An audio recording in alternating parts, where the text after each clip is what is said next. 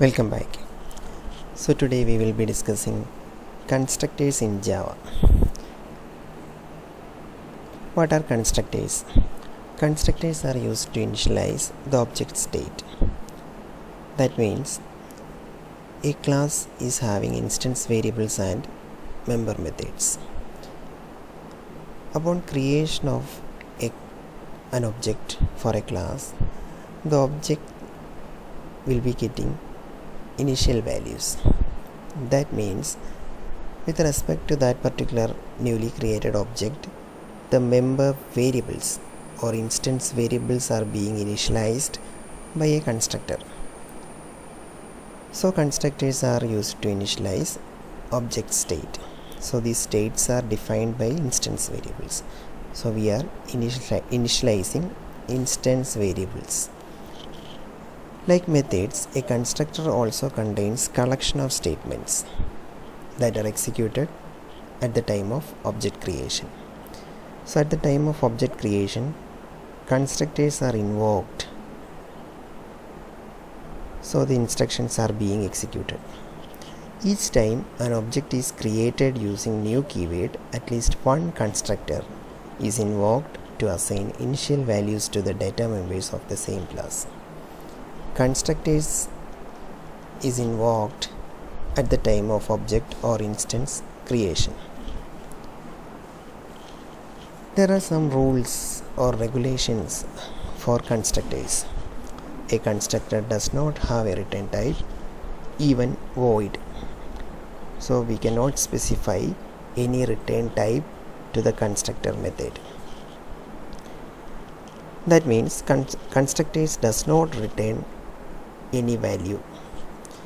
The name of the constructor must be same as the name of the class.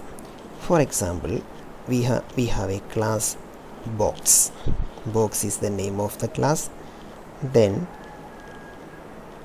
that class identifier box is case sensitive. The same name is used to create constructor here. So the name of the constructor must be same as that of the class. Then the third rule, unlike methods, constructors are not considered members of a class.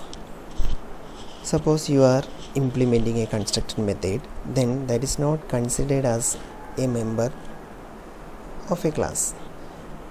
They are not considered as member methods, because these constructors are used only to initialize the objects when those objects are being created.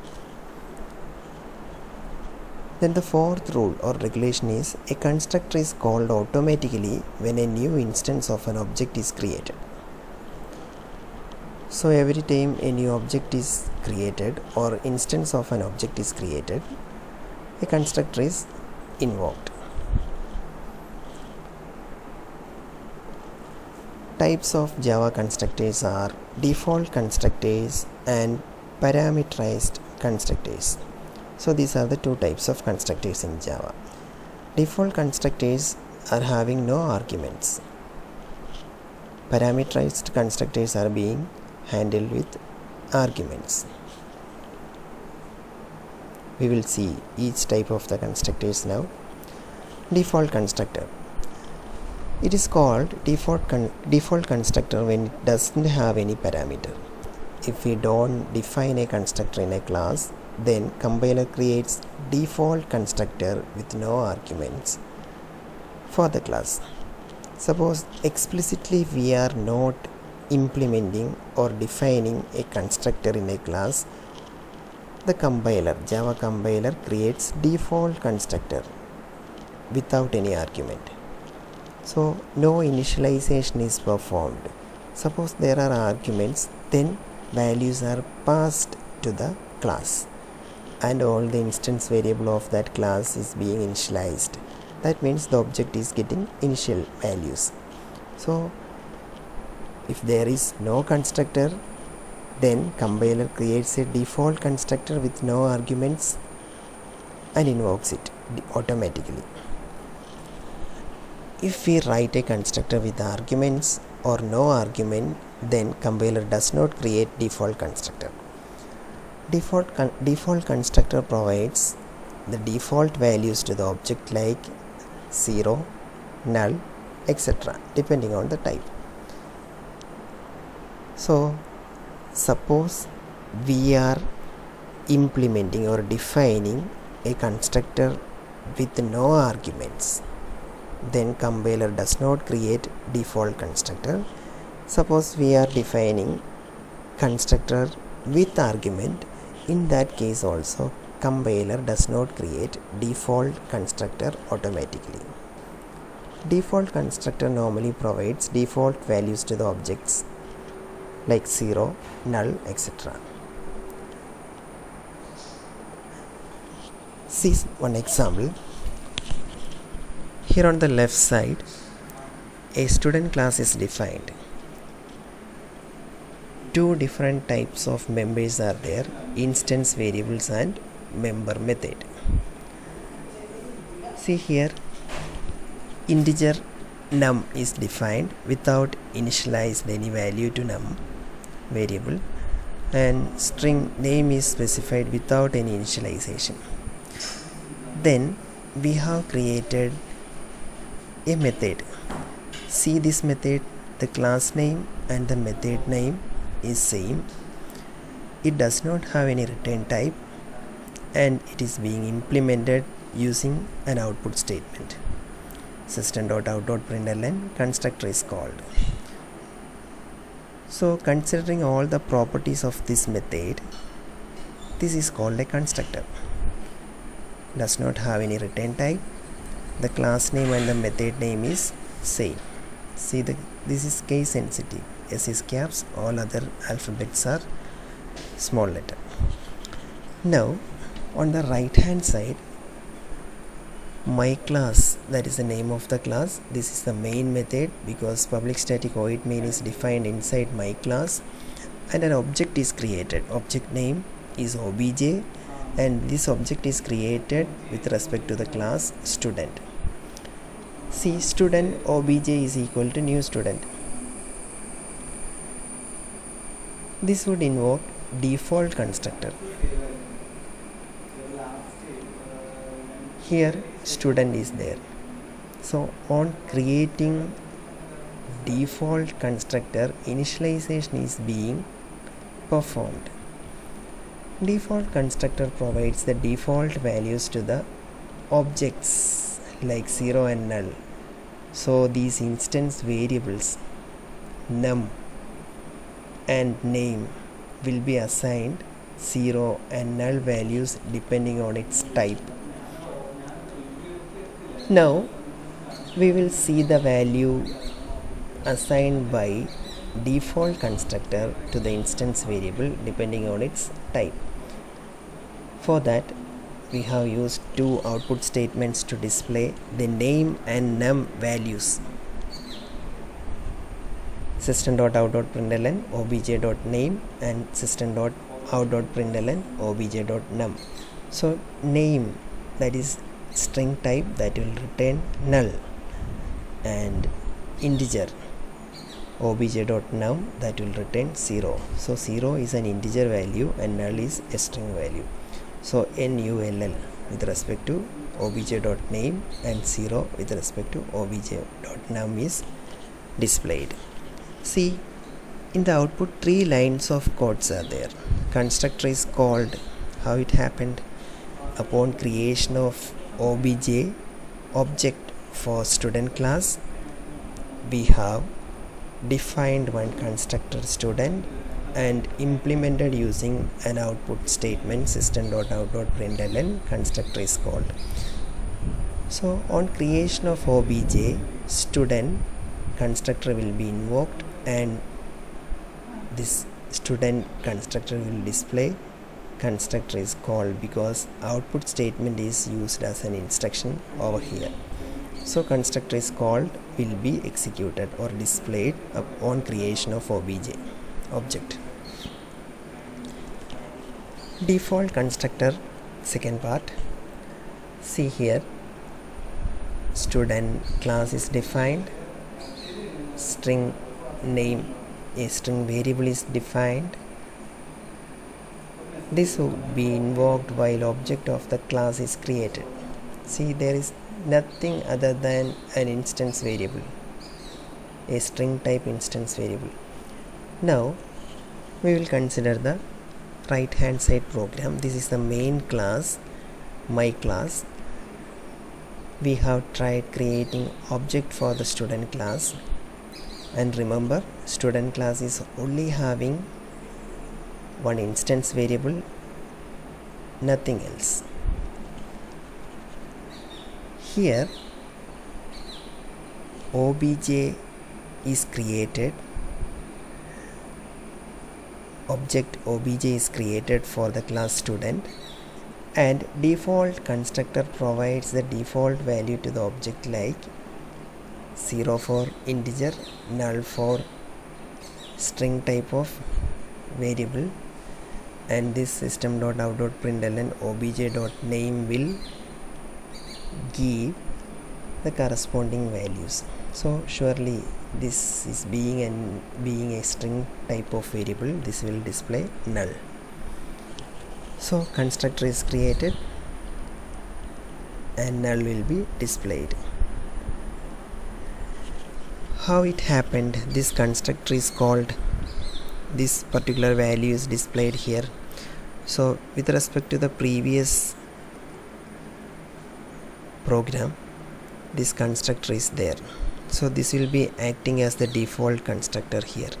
So constructor is called, will be displayed. So this is the thing. So before compilation, class student will be having only one instance variable, no operation is performed inside this class. So methods are normally provides operation. So after compilation, this student constructor, this is a default constructor without any argument, is being bring over here. So constructor is called, is being displayed in the output. The second type of constructors are parameterized constructors.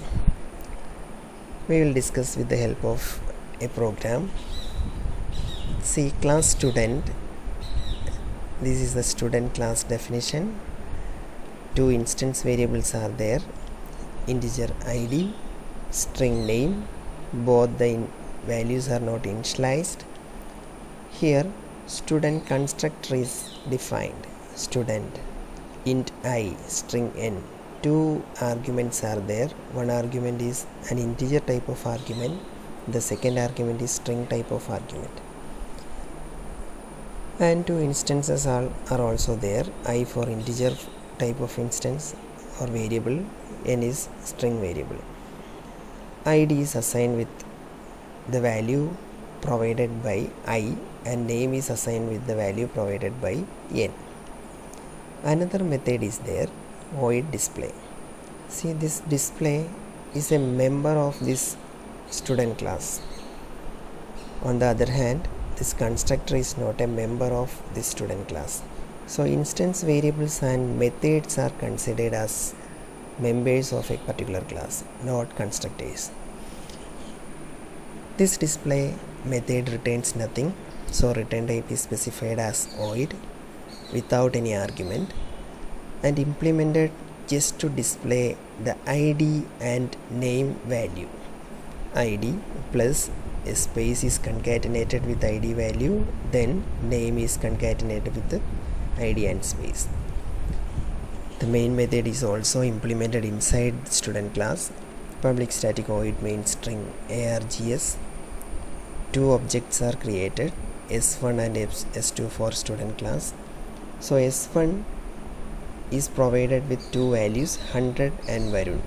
So student s1 is equal to new student 100 comma Varun. One is integer type, the second one is string type. Similarly, s2 is created with another two values, 101 and alia is the two values. Now s1.display and s2.display is implemented. invoked, display method is invoked with respect to s1 object and s2 object. So s1.display will give these two values. So student 100 Varun. So while executing this instruction, student s1 is equal to new student 100 comma Varun, the constructor will be invoked with values 100 and Varun. So I will be 100 and n will be Varun. So while creating s1, id is updated with the value provided by I, that is 100, and name is updated with the value provided by n, that is Varun. So s1 will be having two values, id is equal to 100 and name is equal to Varun. Similarly, when s2 object is created, the constructor provides another two values, 101 and area. So two objects are having two different values. So s1.display will display id as 100, name as Varun. s2.display will show 101 and alia as id and name values. So this is a sample output. Next thing is constructor overloading. Similar to method overloading, constructor can be overloaded. How overloading is performed? So it's an example for polymorphism. So we need to consider the number and type of arguments along with constructor to get it overloaded. So in our student class, on the left hand side, class student is defined here. Constructor with one argument is specified. So this is the constructor with one argument, string name, and constructor with two arguments are provided. See here, constructor with one argument but with different type than the previous one. Long, that is the id type. See here, one argument, name is the argument, that is of string type. For this student constructor with a single argument, long is the variable type and id is the variable name. See the implementation for student with string argument. So this says print constructor with one argument hyphen string with the name value. So the value provided by name variable.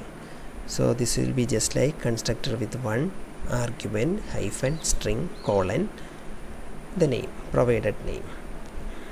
Then the second constructor is implemented to display two values, string name and age is there. So constructor with two arguments plus string and integer. So after this comment, constructor with two arguments, string and integer, two values are displayed, name value and age value. So the variable name will give one value and age will give another value. These two values will be displayed after this comment. So constructor with one argument but with different type than the previous one. So we are comparing with this one, the first constructor, system.out.println, constructor with one argument colon long plus the value provided by variable id will be displayed.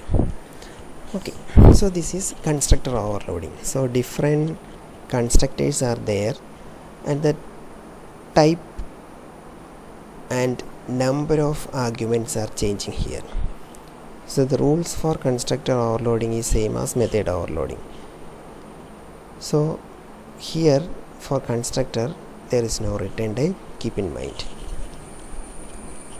So in the main class, creating objects. So creating the objects of the class named student by passing different arguments. Here obj1 is created, obj2 is created, obj3 is created. So invoke the constructor with one argument of type string. So student obj1 is equal to new student Sachin. So this command, after executing this command or instruction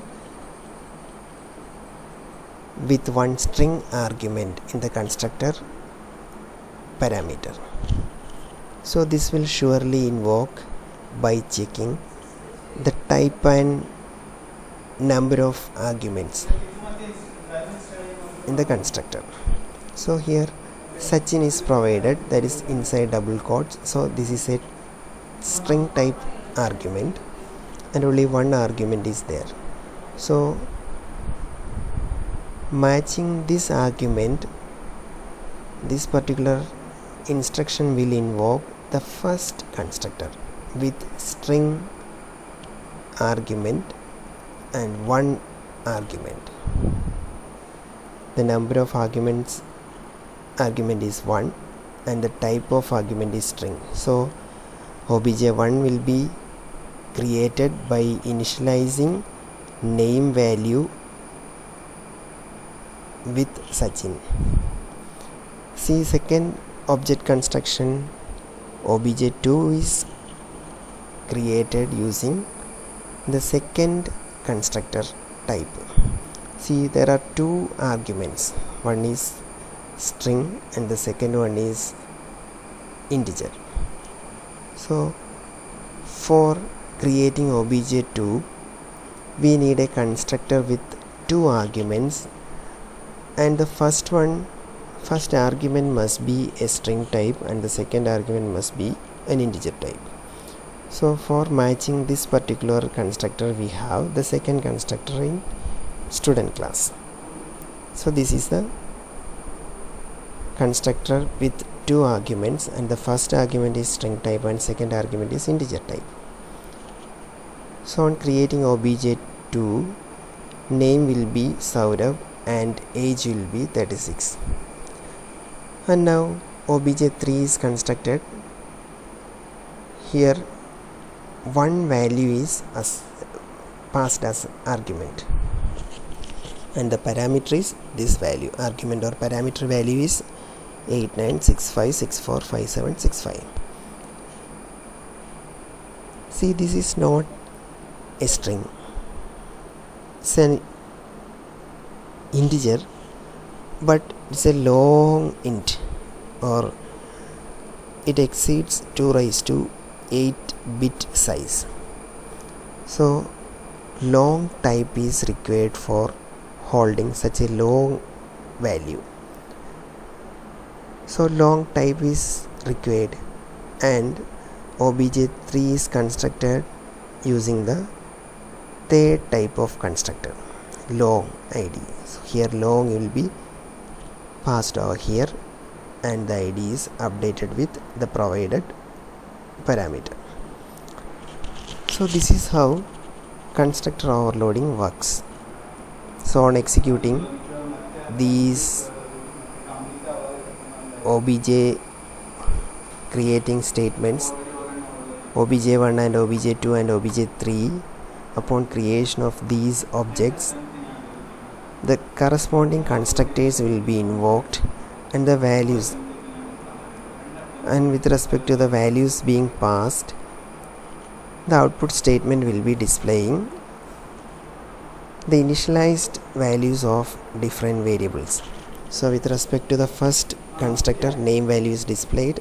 See, Saurav will be displayed here. See, constructor with one argument hyphen string, sorry, Sachin, not Saurav, Sachin is the first provided value. Then the second one, Saurav and 36, these are the values provided by name and age arguments. Here long id, so the long value is provided by this id. So these values are displayed on executing the program. Thank you. If you have any doubt, please ask.